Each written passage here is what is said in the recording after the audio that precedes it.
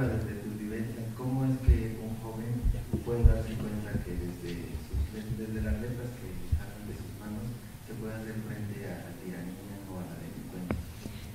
Sí, yo pienso que la mejor manera de darse cuenta de eso es ejerciendo la palabra, ejerciendo el periodismo, ejerciendo la información. Desde la pasividad, el silencio y la máscara, uno nunca puede percatarse exactamente del valor que tiene la información y el verbo, ¿no? Claro, también tiene que estarse preparado para lo que va a ocurrir después que se emita una opinión. Después no habrá paz, no habrá calma, no habrá un terreno de refugio. Toda opinión es dolor, todo conocimiento es una cruz que se carga, ¿no? Pero yo pienso que cualquier joven, y es mi pequeña recomendación, mi pequeño consejo a las personas más jóvenes que están ahora dando los primeros pasos en el periodismo, o están abriendo un blog, o han creado por primera vez su cuenta de Twitter, es opine y no tenga miedo a que esa opinión levante ronchas en un lado y aplausos por el otro. Opine y sea usted mismo en ese sentido. Hay personas que me preguntan, a veces me preguntan, bueno, ¿no tienes miedo que manipulen tus palabras? Y yo digo, no, más miedo me daría que manipulen mi silencio, ¿no? Carlos Jornet o Jornet, Córdoba, Argentina.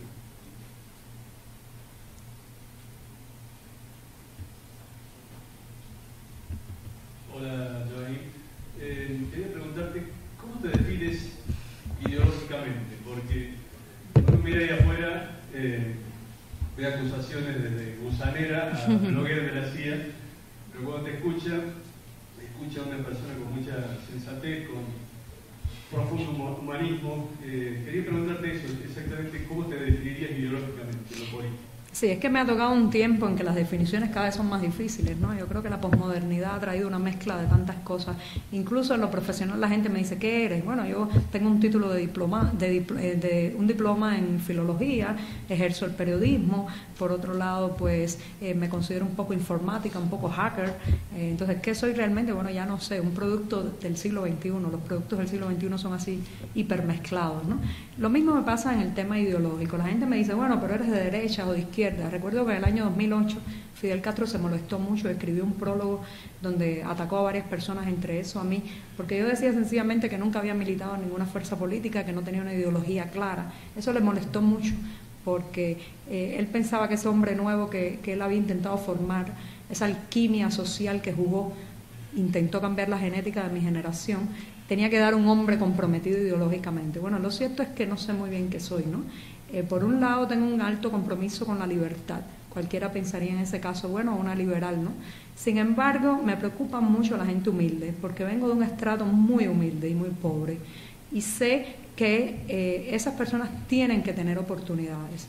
O sea, muchos de los males que estamos viviendo en Latinoamérica están dados fundamentalmente, y entre esos males el caudillismo, el populismo, estas pasiones que levantan unos supuestos mesías que arroban a naciones y naciones, están dados por la poca preocupación que han tenido los estados y los gobiernos en formar, en darle oportunidades, en educar a la gran mayoría de los pobres. Entonces, me preocupan mucho los pobres. Ahí algunos me tacharán de comunista o de izquierdista. Bueno, yo me defino como un electrón libre. Alrededor del núcleo de qué átomo milito o me asocio, creo que eso depende mucho de la honestidad de las premisas. Muy bien, si no hay más preguntas. Había un... pregunta del representante de Telesur, que por cierto se quedaste con mi libreta.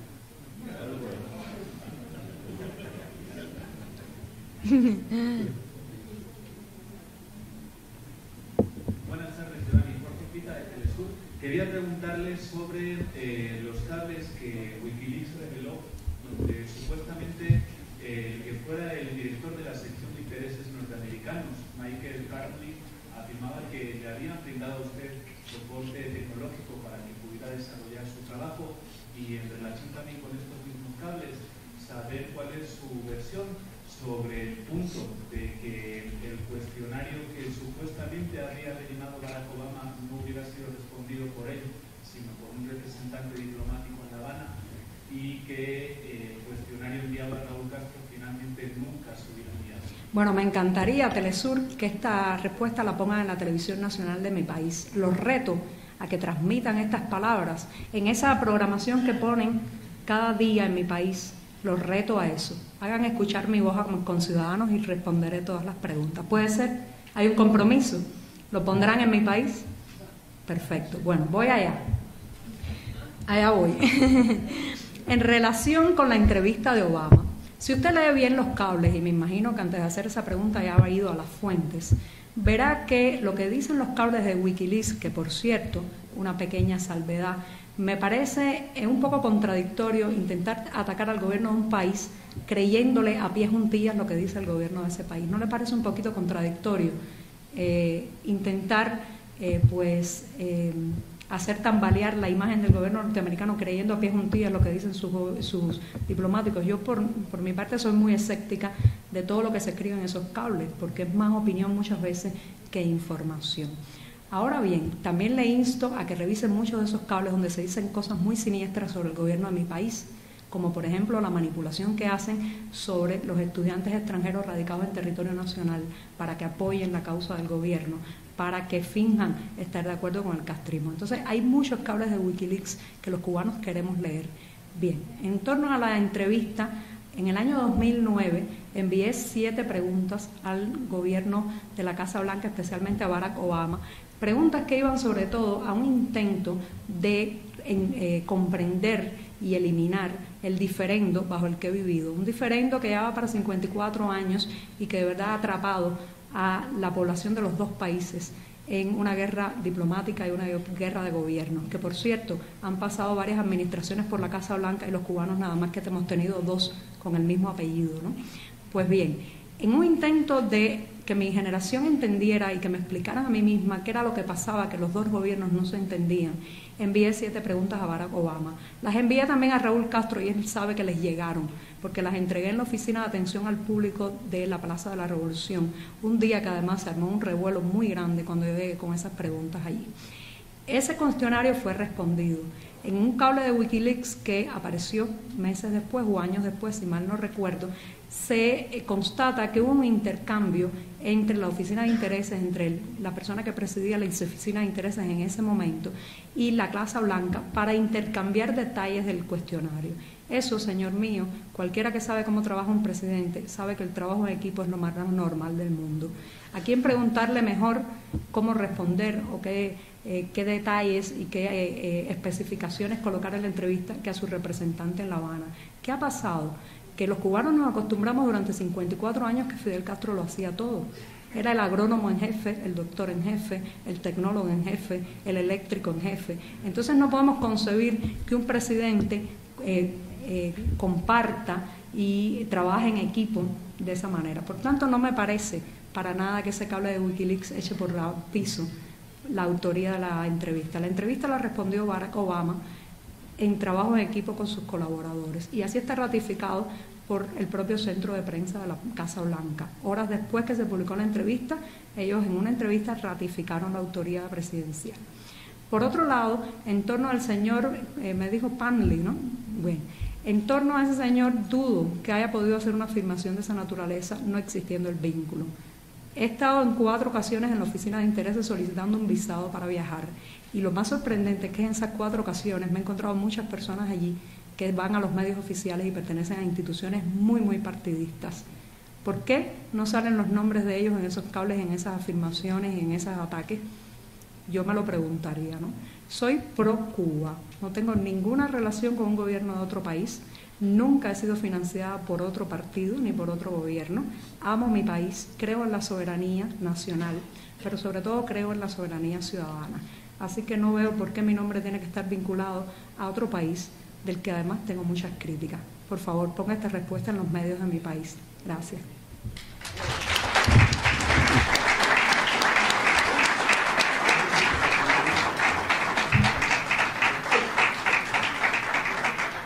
Y ya para concluir, Arturo Montero.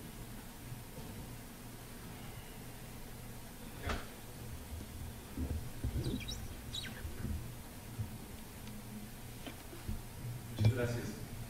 Sobre las situaciones en Medio Oriente, ¿esto vino a llenarlos de esperanza a ustedes situación diferente en Cuba. Y por otra parte, los cubanos, la ciudadanía cubana, estos grupos que que pretenden cambiar la situación de la isla, ¿están preparados para, si el día de mañana la situación cambiara, están preparados para poder ordenar o tomar el rumbo de las cosas? Sí, las llamadas primaveras árabes yo creo que fueron una señal que no solamente supimos leer los ciudadanos cubanos, también las leyó muy seriamente el gobierno. Incluso después de eso, pues han prestado muchísima atención a todo lo que es la represión informática, todo lo que es pues tener más en cuenta la policía política, todos estos artilugios tecnológicos, ¿no? O sea, nosotros hemos tomado nota, el gobierno también, de las primaveras árabes. No creo de verdad que estemos en una situación en Cuba como para que estas nuevas tecnologías logren aglutinarnos a corto plazo para lanzarnos a las calles, protestar, lograr cambiar el status quo y la situación. ¿Por qué no lo creo? Porque la incidencia de la tecnología todavía es muy pequeña.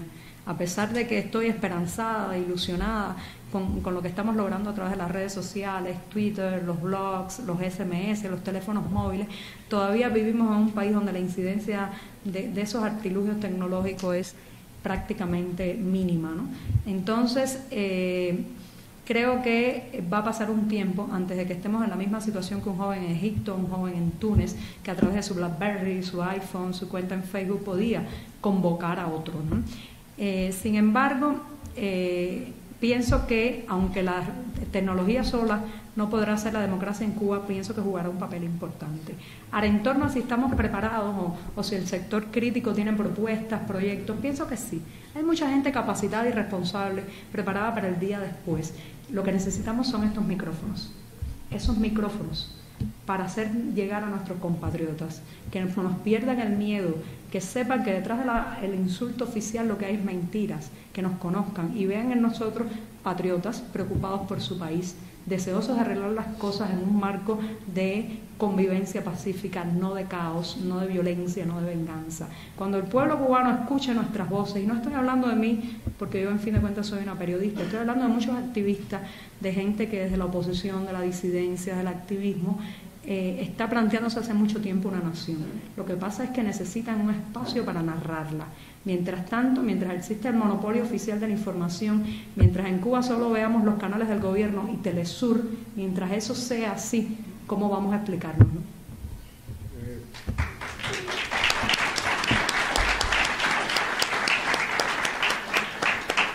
Bueno, son las dos, ya, van a ser las dos, llega a su fin esta conferencia de prensa. Quería agradecer en mi nombre, en el nombre de la CIC, la presencia de todos ustedes, las preguntas tan inteligentes e interesantes.